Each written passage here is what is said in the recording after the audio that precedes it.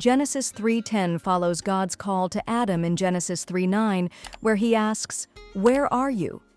Adam, who had hidden himself among the trees, now responds to God for the first time since eating the forbidden fruit. His answer reveals his newfound emotions, fear and shame, marking a fundamental shift in his relationship with God. Verse 10, "And he said, I heard thy voice in the garden, and I was afraid because I was naked, and I hid myself." Key phrases: I heard your voice in the garden, and I was afraid because I was naked, and I hid myself. In Hebrew, the concepts for these phrases are as follows. 1. I heard your voice in the garden. Et-qolekha, shamati, baggan. Et-qolekha, shamati, baggan. Et-qolekha, et-qolekha. Your voice or your sound, referring to God's presence which Adam once welcomed but now fears.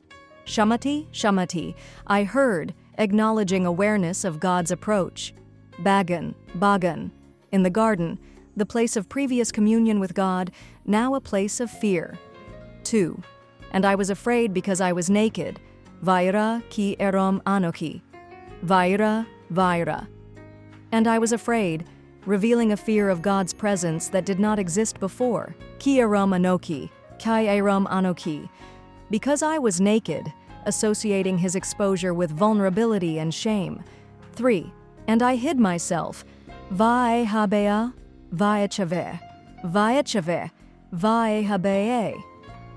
And I hid myself, showing Adam's attempt to escape from God rather than seek him.